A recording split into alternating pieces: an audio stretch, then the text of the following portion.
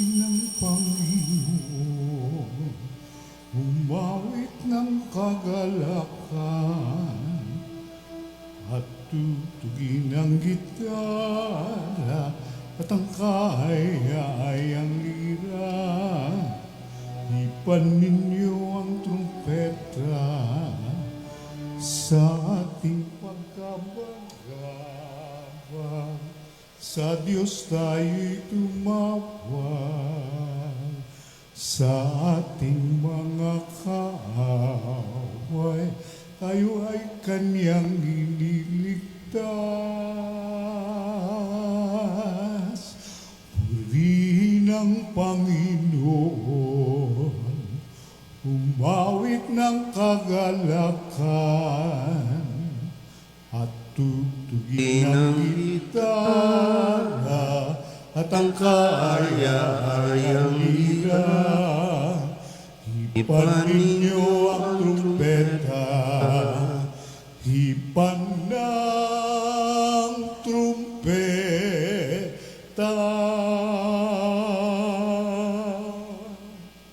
Sa ngalan ng Ama at ng Anak at ng Espiritu Santo. Amen. Ang pagpapala ng ating Panginoong Hesus Kristo, ang pag-ibig ng Diyos Ama, at ang pakikipagkaisa ng Espiritu Santo, naway sumainyong lahat. At sumaiyo rin. Mga kapatid, tinipon tayo bilang mga kaanib na angkan ng Diyos. Kaya dumulog tayo sa maawaing Panginoong nagpapatawad ng lubos. Sinugong tagapagpagaling sa mga nagsisisi, Panginoon, kaawaan mo kami. Panginoon, kaawaan mo kami. Dumating na tagapaganyayang mga makasalanay magsisi, Kristo, kaawaan mo kami. Kristo, kaawaan mo kami. Nakaluklok ka sa kanan ng Diyos Ama para ipamagitan kami. Panginoon, kaawaan mo kami. Panginoon, kaawaan mo kami. Kaawaan tayo na makapangyarihang Diyos, patawarin tayo sa ating mga kasalanan at patnubayan tayo sa buhay na walang hanggan. Amen. Manalangin tayo. Ama naming makapangyarihan, ipagkaloob mong kami magkamit kailanman ng kalusugan at kagalingan sa aming katawan at kalooban, pakundangan sa pagdalangin ng laging Birheng si Santa Mariang Mahal, kami naway mahango sa hapis sa kasalukuyan at makinabang sa kaluwalhatiang walang katapusan, sa pamamagitan ni Jesucristo, kasama ng Espiritu Santo, magpasawalang hanggan. Amen. Umupo ang lahat.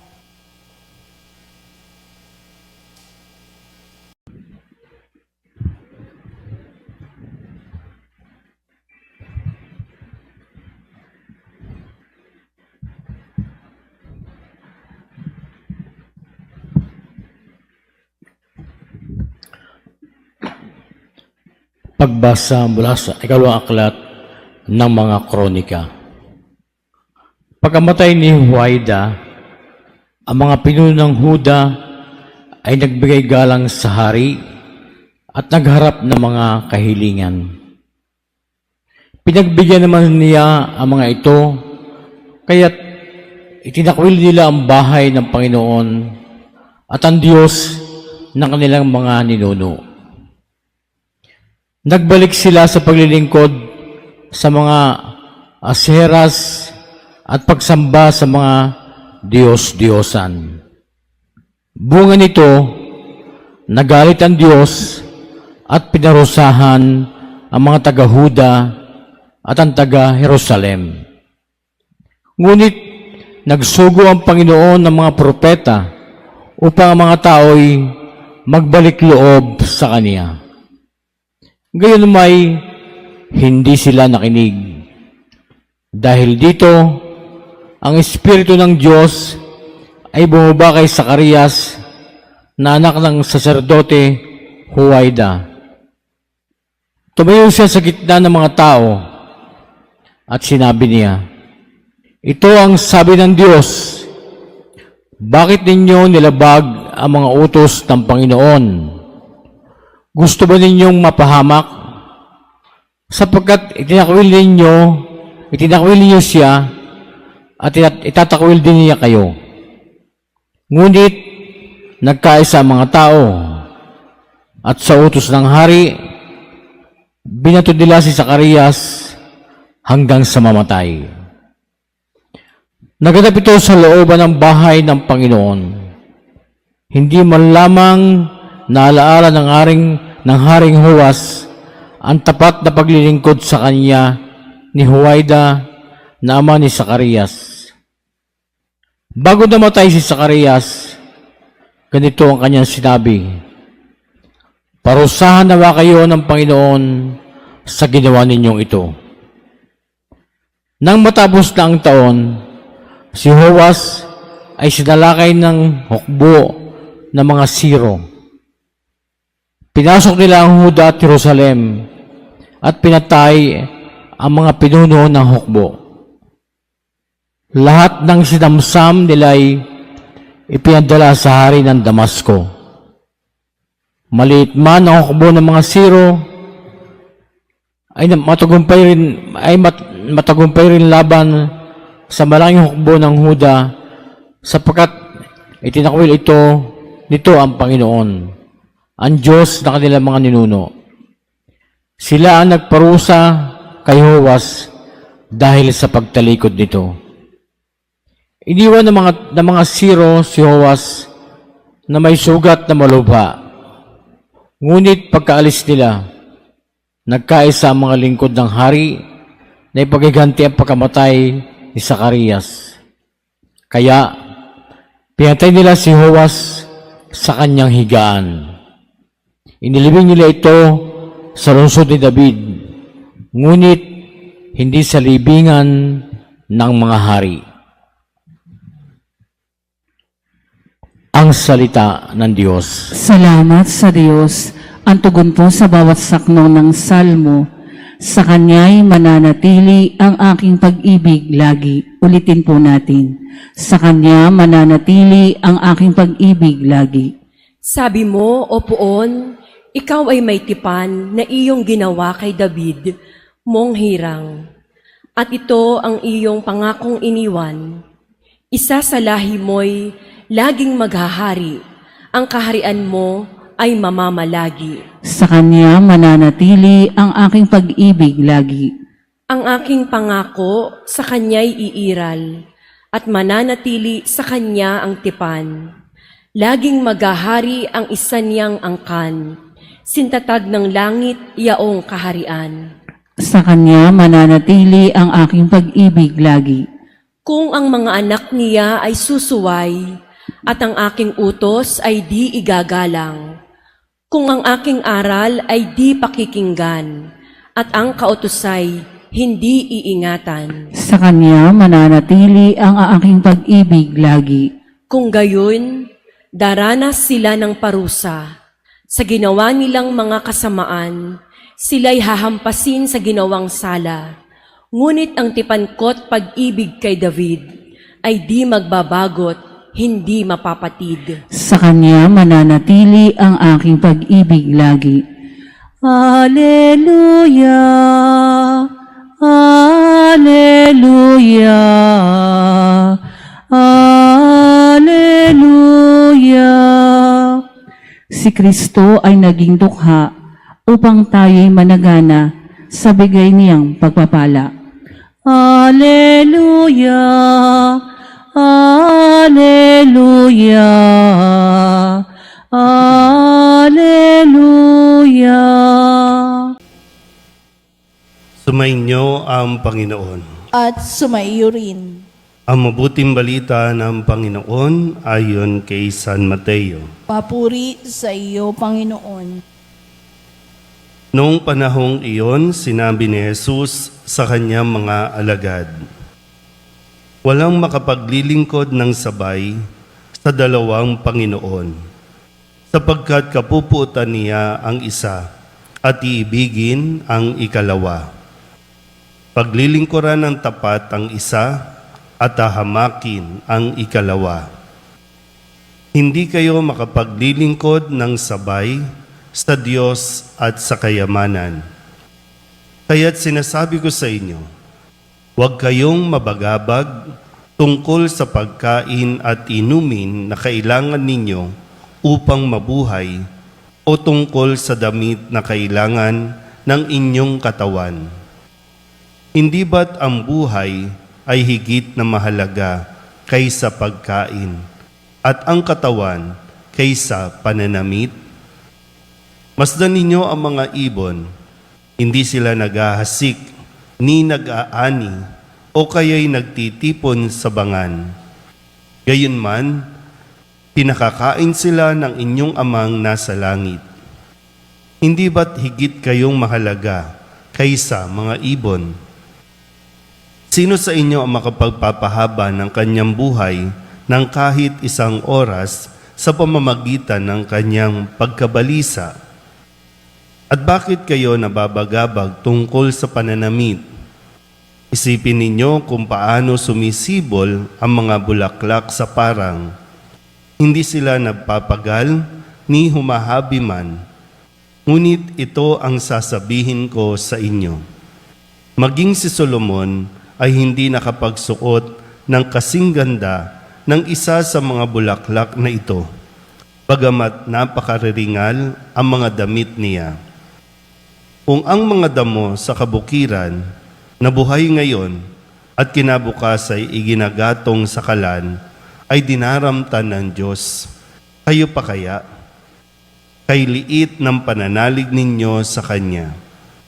Kaya't huwag kayong mabalisa tungkol sa inyong kakanin, iinumin o daramtin, sapagkat ang mga bagay na ito ang kinahuhumalingan ng mga taong wala pang pananalig sa Diyos. Alam ng inyong amang nasa langit na kailangan ninyo ang lahat ng ito.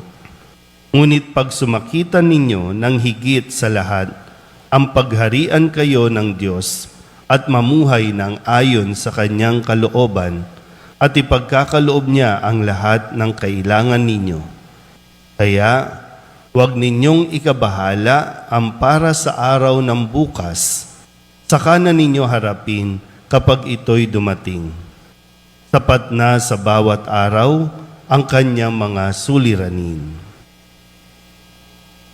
Ang mabuting balita ng Panginoon. Pinupuri ka namin, Panginoong Jesucristo. Isang magandang umaga po sa inyong lahat. Ngayon po ay Sabado ng ika-11 linggo sa karaniwang panahon at ang mga narinig nating pahayag sa buong linggong ito ay punong-puno ng mga payo na kinakailangan natin sa pang-araw-araw nating buhay at napakalaking tulong nito kung ito lang talaga ay hindi natin makakalimutan. Balikan po muna natin ang ilan sa mga pangungusap, mga salita na iniwan sa atin ni Jesus nitong nakalipas na mga araw. Nung Lunes, ang sabi po ni Kristo, "Ngunit ngayon sinasabi ko sa inyo, huwag ninyong labanan ang masamang tao. Kung may sumampal sa inyo sa kanang pisngi, iharap mo pa sa kanya ang kabila." Malinaw po ba yan? Kasi ngayon, yung away-away natin, kahit nga sa mga post ninyo sa mga social media, kung may mambato o bumato ng hindi magandang comment, hindi mo kinakailangan mag-comment back. Lalo na kung magkaharap na kayo, yun yung mas matindi. Pero ang sabi, huwag mo nang labanan. Huwag mo nang isipin kung paano mo gagantihan. Nung Martes, ang sabi naman ni Kristo, "Ngunit ito naman ang sabi ko, ibigin ninyo ang inyong mga kaaway at idalangin ninyo ang mga umuusig sa inyo." Yung tamang gawin, ipagdasal sila. Hindi ipagdasal na mamatay na sila, mawala sila sa mundong ito. Hindi ipagdasal na isumpa sila. Kundi ang sabi, ipagdasal ninyo ang mga umuusig sa inyo. Nung Miyerkules, ang sabi naman ni Kristo, Ang inyong amang hindi nakakakita, ang siya lamang makakaalam nito. Siya na nakakakita ng kabutihang ginagawa mo ng lihim, ang gaganti sa iyo. Hindi naman lingid sa Panginoon kung ano ang ating mga ginagawa, ano ang ating nararamdaman, maging ang ating iniisip. Ipaubaya natin sa Diyos. At kahapon nung Huwebes, ang sabi naman ni Kristo, sa pananalangin ninyo'y huwag na kayong gagamit ng mga maraming salita gaya ng mga ginagawa ng mga hintil. Mas simpleng salita, mas madaling unawain. Gaya ng nasabi ko, alam na ng Diyos ang ating iniisip, lalong-lalo na alam ng Diyos kung ano ang kailangan natin. Kaya simplihan mo lang ang iyong pagdarasal. Kasi minsan maging pagdarasal, ipinagyayabang pa natin.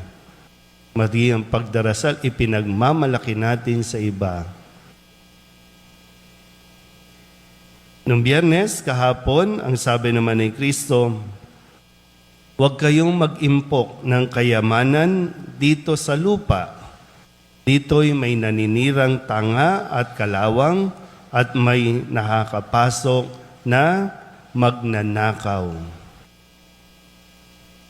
Ang tiyakin natin ay kung meron ba tayong naiipon na kayamanan doon sa langit.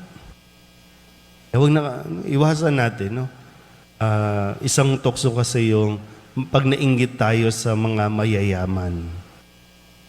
Pag nainggit tayo sa kung ano ang mayroon iba, ang iba. Kaya motivated yung tao ngayon na magtrabaho para lang magkaroon din ng katulad ng iba. Kaya ngayon, sabi ni Kristo, huwag na ninyong ikabahala ang para sa araw ng bukas, saka na ninyo harapin kapag ito'y dumating. Yung mga inaalala kasi natin, mga pinoproblema natin, karamihan dyan, mga material na bagay. Ito yung nagpapabalisa sa atin. Kung tutusin po, kahit gaano kayaman ang isang tao, kapag nadelikado ang buhay, walang magagawa ang pera. Naranasan na natin yan ng mga panahon ng COVID. Kahit gaano kayaman, kapag nadapuan ka ng COVID, wala na. Yun yung isang realidad lang na pwede natin matutunan. Bakit tayo mamumblema sa mga bagay-bagay na kapag nagbubukas ka ng social media, nanonood ka ng TV, ang laging sinasabi ay dapat mayroon kang ganito. At ano ang nako-compromise sa paghahangad natin na magkaroon ng mga bagay sa mundong ito? Hindi na tayo magsisimba. Ang lagi natin obserbahan dito sa lugar natin, ang daming business dito, ang daming nagtitinda, dito pumupunta mga tao para mamalengke o mamili ng kung ano-ano. Pero yung mga tao dito, abalang-abala. Kasi sa kanila, kailangan nilang kumayod araw-araw para lang makabili ng mga bagay na gusto nila. Kasi magkakaroon lang tayo talaga ng yung kakontentuhan o maging kontento tayo sa mga bagay na kung ano ang mayroon dyan, makuha natin maging masaya, nakakatiyak tayong mas magiging maayos ang ating pamumuhay sa araw-araw at mas mapapahalagahan natin ang pagsisimba o ang pagdarasal. Ano bang pinoproblema ninyo? Kayong mga naririto, mga nasa online, anong pinoproblema natin? Sipin nyo nga, anong pinoproblema natin? Sa inyo, yung mga nandito, sakit, rayuma, di ba, kahit marami kayong pera, wala eh. Pag sinumpong ka ng rayuma, kahit anong ointment ilagay mo dyan, wala. Simple nga lang yun, di ba? ay natutokso tayo na sumamba sa kung sino-sino, kung ano-ano. Kahit nga sa tao Pag nagkaroon ng sabay na gawain ang simbahan o ang mga kilalang tao, mas puno ang gathering ng mga tao kaysa sa simbahan. Kasi ang pinoproblema natin, na sayang naman yung ipamimigay na bigas. Sayang naman yung ipamamahaging mga relief. Sayang naman yung makukuha nating ayuda. Saka na yung simba na yan. Nandyan lang naman yan. Parang laging last priority natin, ang Diyos. Unang-una dapat siya. Sana po, kahit ito malang makuha natin yung aral na huwag tayong masyadong mamoblema sa mga pinoproblema natin. Andyan na yan I-enjoy mo ang bawat araw. Maging masaya ka. Makuha mong maging masaya bawat segundo, bawat araw ng ating buhay. Sayang po. Maraming biyaya ang ipinagkakaloob ang Diyos kahit hindi mo hinihingi, binibigay niya. Sana, mas makita natin yun kaysa yung tingnan natin yung mga bagay na inihingi natin na hindi pa ibinibigay. Kasi baka hindi naman talaga yon ang kailangan natin. Alin ba, pag pinapili ba kayo, alin mas gusto nyo? Kalusugan, magandang kalusugan, o maraming pera? Pwede pong pareho. Ayan, ganyan tayo lagi, isa nga lang Diba? Nawa, sa tulong na mahal na Birhen ng Solidad, na siya rin naman nagpakita sa atin ng kasimplihan ng buhay. At hindi masyado, kumbaga, wala yung mga pangamba kasi alam niyang hindi naman siya talaga pababayaan din ng Diyos. Naitaguyod niya ang kanyang anak nung mawala na si Jose sa buhay nila, naitaguyod pa rin niya si Jesus na hindi sa karangyaan, kundi sa pagsunod sa Diyos. Amen?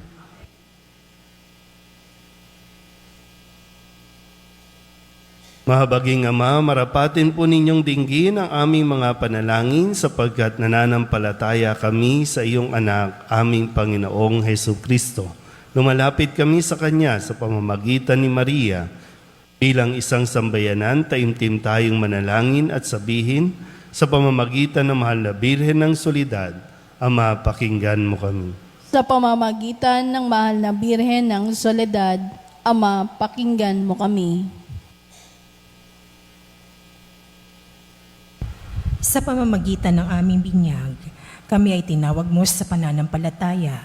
Naway patuloy kaming tumugon sa tawag ng mahal na Birhen ng Soledad para sa pagbabalik loob, pagsisisi at pagtatalaga ng aming mga sarili sa Diyos. Manalangin tayo. Sa pamamagitan ng mahal na Birhen ng Soledad, Ama, pakinggan mo kami. Ama, idinudulog namin sa iyo ang mga pinuno ng aming pamahalaan. Ipagkaloob mo po sa kanila ang katapatan sa paglilingkod at naway kumilos sila para sa ikabubuti ng sambayan ng Pilipino, lalo na ang mga nagugutom at naghihirap. Manalangin tayo. Sa pamamagitan ng mahal na Birhen ng Soledad, Ama, pakinggan mo kami. Ama, inilalapit namin sa iyo ang aming parokya, ang Nuestra Señora de la Soledad, at ang mga samahan na bumubuo nito, gayon din ang Archdiocese ng Maynila at ang Simbahang Katolika sa bawat sulok ng mundo. Gawin mo kaming masigasig na makibahagi sa mga gawain ng simbahan, maging bukas palad sa pag-aali ng sarili, sa gawa at panalangin, at mamunga nawa ang lahat ng ito ng kabanalan, hustisya at kapayapaan. Manalangin tayo. Sa pamamagitan ng mahal na Birhen ng Soledad, Ama, pakinggan mo kami. Si Jesus ay nananatili sa ating piling sa Santisimo Sakramento. Kaya kami po ay nananalangin para sa bokasyon sa pagpapari upang patuloy naming matanggap ang pagpapala ng Eukaristiya na sentro ng Kristiyanong pamumuhay. Manalangin tayo. Sa pamamagitan ng mahal na Birhen ng Soledad, Ama, pakinggan mo kami. Pinakita ni Jesus ang kanyang pagmamalasakit sa mga may sakit. Kaya tatatangin naming hiling, nalingapin mo at palakasin ang mga kapatid naming may karamdaman at nanghihina. Manalangin tayo. Sa pamamagitan ng mahal na Birhen ng Soledad, Ama, pakinggan mo kami. Idinadalangin namin ang lahat ng mga kapatid namin yumauna, patawarin ang kanilang kasalanan at gantimpalaan sila ng tahanan sa langit. Manalangin tayo. Sa pamamagitan ng mahal na Birhen ng Soledad, Ama, pakinggan mo kami. Bilang ina, ipinakita ni Maria ang mga mabubuting katangian, lalo na ang katapatan, pagpapakumbaba, pagsunod at kalinisan, upang hindi maging hadlang sa misyon ng kanyang anak. Kaya itinataas namin sa iyo ang mga kababaihan, mga ina ng tahanan, na pagkalooban mo sila ng puso tulad ng kay Maria, at maging inspirasyon nawa sila ng aming pamayanan, bawat mag-anak. Dalangin tayo. Sa pamamagitan ng mahal na Birhen ng Soledad, Ama, pakinggan mo kami. Ang lahat ng ito inihiling namin sa ngalan ni Kristo, aming Panginoon. Amen. Umupo ang lahat.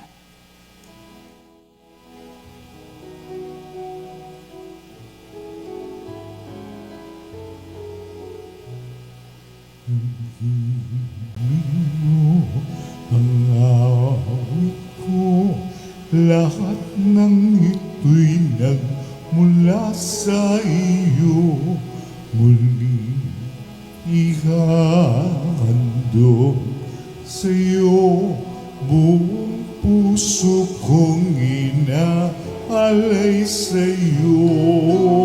O Diyos, o Panginoon, lahat ay biyayang aming inampun, aming buhay at kakayahan. Ito'y para lamang sa iyong kalwalhatian.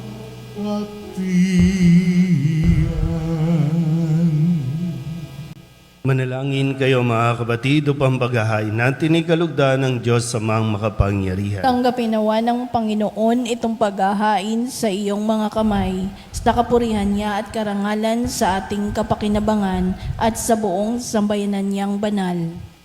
Ama naming lumikha, ang iyong nagkatawang taong anak ay tumulong nawa sa aming ginagawa upang siya na iniluwal ni Maria nang di bumawas kundi lalo pang nagpaganap sa pagkabirhen, ay magpagindapat na kalugdan mo ang aming paghahain sa ikapagpapatawad ng mga kasalanan, sapagkat siya ang Panginoong kasama mo at ng Espiritu Santo magpasawalang hanggan. Amen. Tumainyo ang Panginoon. At sumaiyo rin. Itaas sa Diyos ang inyong puso at diwa. Itinaas na namin sa Panginoon. Pasalamatan natin ang Panginoong ating Diyos. Marapat na siya ay pasalamatan. Ama naming makapangyarihan, tunay nga marapat na ikaw ay aming pasalamatan. Bukod mong pinagpalang maging ina ni Jesucristo, ang mahal na birheng napupuri at nagagalak sa iyo. Ikaw ang gumawa ng tanang dakilang bagay, ikaw ang lumingap sa lahat kailanman. Nilingap mo ang mahal na birhen bilang iyong abang alipin na iyong binigyan ng tungkuling kumalinga sa anak mong manunubos namin. Kaya kaysa ng mga anghel na nagsisiawin ng papuri sa iyo nang walang humpay sa kalangitan, kami nagbubunyi sa iyong kadakilaan. Santo, Santo, Santo, Diyos makapangyarihan, puspos ng lulhati ang langit at lupa. O sana, sa kahitaasan, pinapalang narito sa ngalan ng Panginoon. O sana, sa kaitaasan. Hosana, Hosana, sa kaitaasan.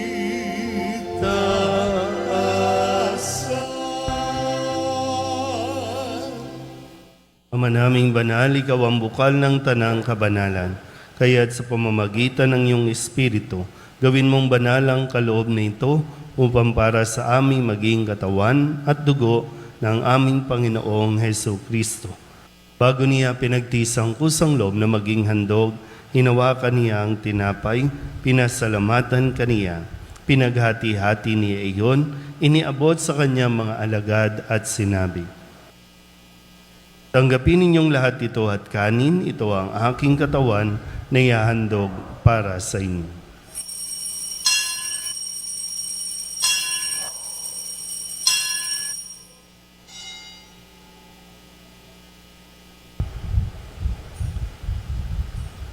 Kaya hindi naman nang matapos ang hapunan, hinawakan niya ang kalis, muli kaniyang pinasalamatan. Iniabot niya ang kalis sa kanyang mga alagad at sinabi, "Tanggapin ninyong lahat ito at inumin. Ito ang kalis ng aking dugo ng bago at walang hanggan tipan.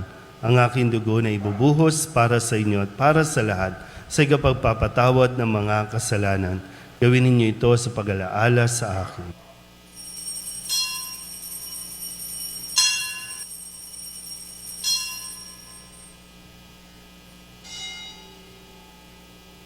Ipagbunyi natin ang misteryo ng pananampalataya.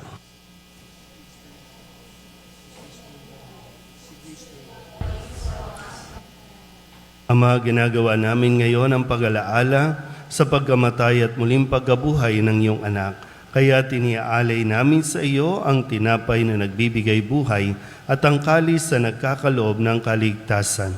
Kami napapasalamat dahil kami iyong minarapat na tumayo sa harap mo para maglingkod sa iyo.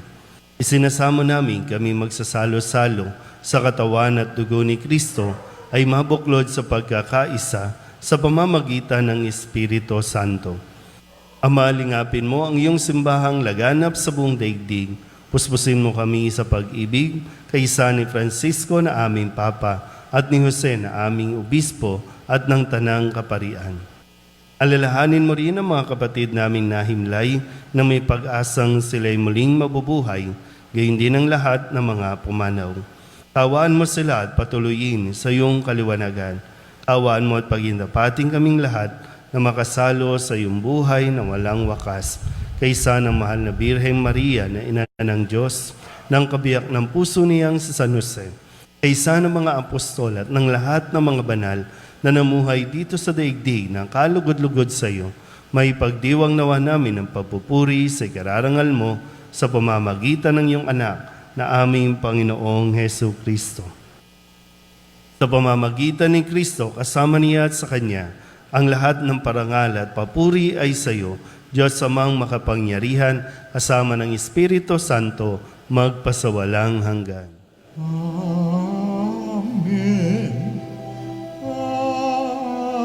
Amen. Amen. Amen.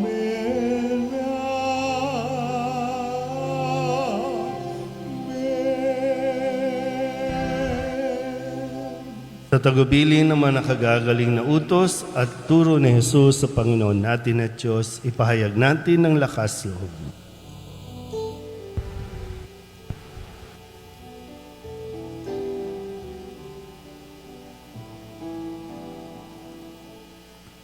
Ama namin, sumasalangit ka, sambahin ang ngalan mo, mapasa amin ang kaharian mo, sundin ang loob mo, dito sa lupa para ng sa langit. Bigyan mo po kami ngayon ng aming kakanin sa araw-araw at patawarin mo kami sa aming mga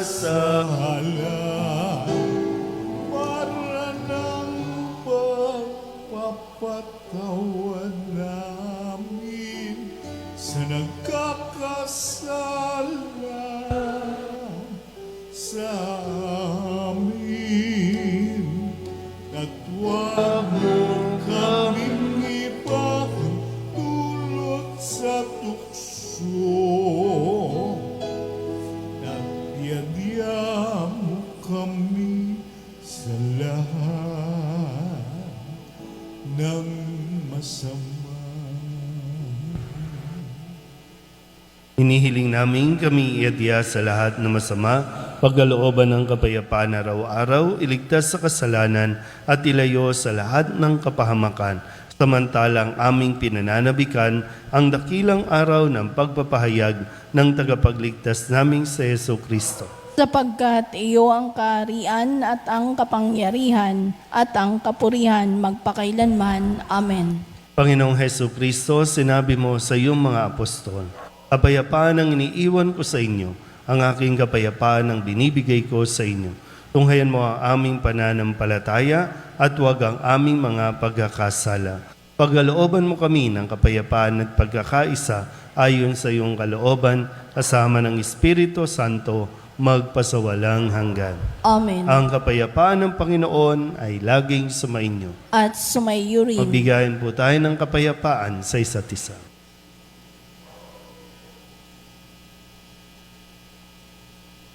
Kordero ng Diyos na nag-aalis ng mga kasalanan ng sanlibutan, maawa ka sa amin.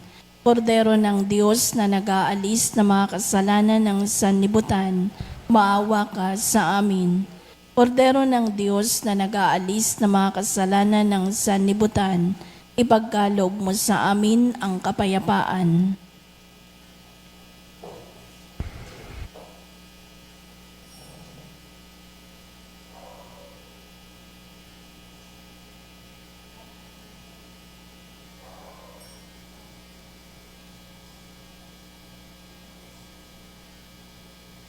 Ito ang kordero ng Diyos. Ito ang nag-aalis ng kasalanan ng sanlibutan. Mapalad ang mga inaanyayahan sa kanyang piging. Panginoon, hindi ako karapat-dapat na magpatuloy sa iyo. Ngunit sa isang salita mo lamang ay gagaling na ako. Katawan ni Kristo, Amen.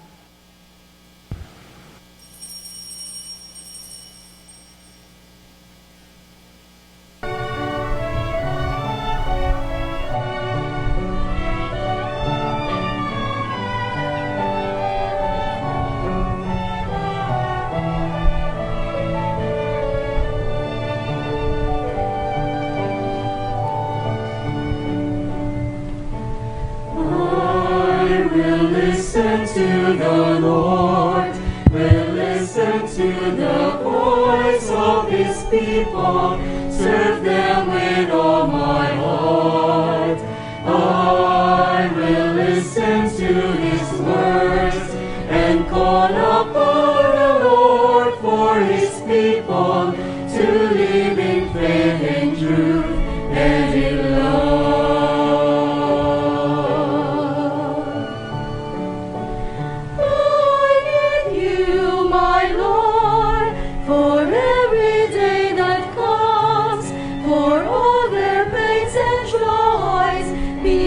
To understand, they may seek you, my Lord, and reach into your hands.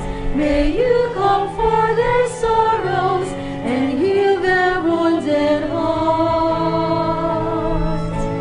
I will listen to the Lord, will listen to the voice of His people, serve them with all my heart.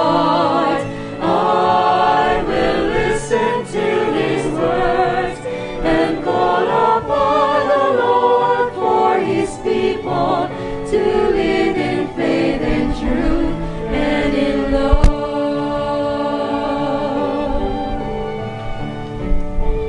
I will in you, my Lord, show them your truth and love.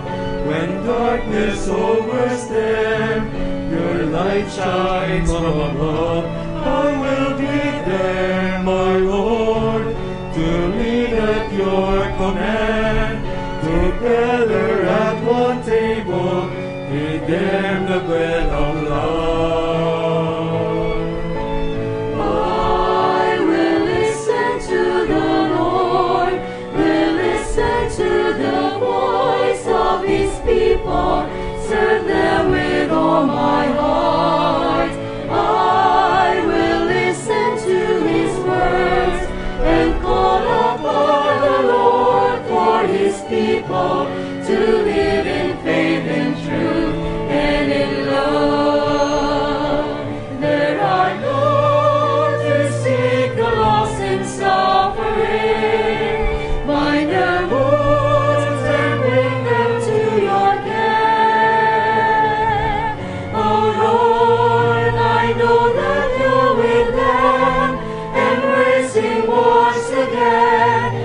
your love is all our best.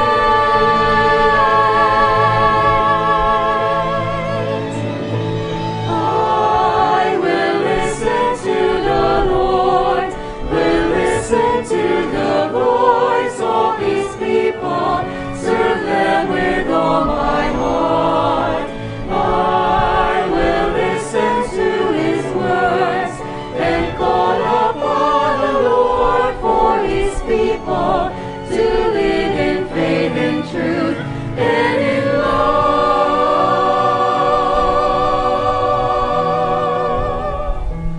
I will listen to the Lord and call upon the Lord for His people to live in faith and truth and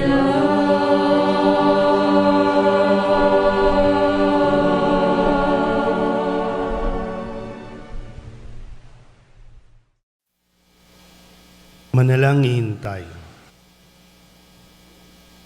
Ama naming mapagmahal, sa pagsasalo namin sa banal na pakikinabang, ang iyong kagandahang loob ay aming hinihiling upang ang pagpaparangal namin sa mahal na Birhen at pagtulad namin sa Kanya ay magpagindapat na aming paglingkuran ang pagganap sa kaloob mong kaligtasan sa pamamagitan ni Jesucristo kasama ng Espiritu Santo magpasawalang hanggan. Amen.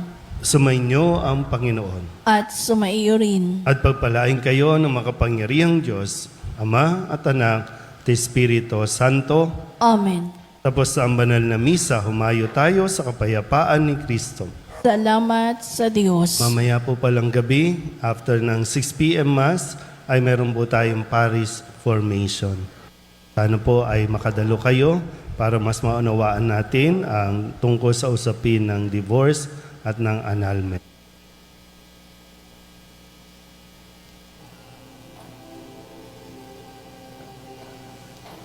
Salve Regina, Mater Misericordiae, Vita dulcedo, et spes nostra salve. A te clamamus, exulis Filipe, a te suspiramus, gementes et lentes, in hac lacrimarum vale. Ea ergo advocata nostra, in Dios tuos, misericordes oclos, ad nos converte. Et Iesus benedictum fructum ventris tui, nobis pos hoc exilium ostende. O clemens, o pia,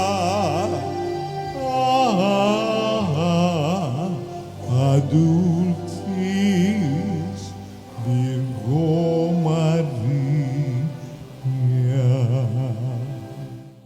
Pray for us, O Holy Mary, Mother of God. That we may be made worthy of the promises of Christ. Let us pray. Almighty and everlasting God, by the cooperation of the Holy Spirit, you prepared the body and soul of Mary, glorious Virgin and Mother, to become the worthy habitation of your Son. Grant that by her gracious intercession, in whose commemoration we rejoice, we may be delivered from the present evils and from everlasting death. To the same Christ, our Lord, Amen. may the divine assistance remain with us always. Amen. Good morning po. Good morning.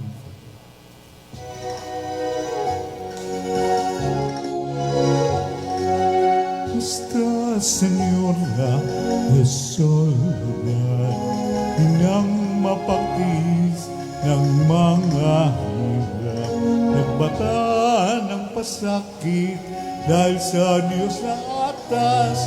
O dakila ka, Nuestra Señora de Soledad, mula sa sinapupunan hanggang sa kamatayan. Si Jesus ay sinubaybayan bilang isang inang tunay. Kami sana'y huwag mapabayaan. O ina ng aming buhay, kami rin ay arin mo, mga anak kong minamahal.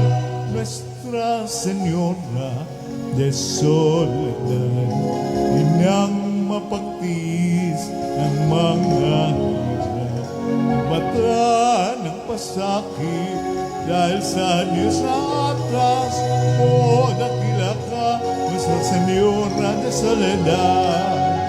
O dakila ka, Nuestra Señora de Soledad.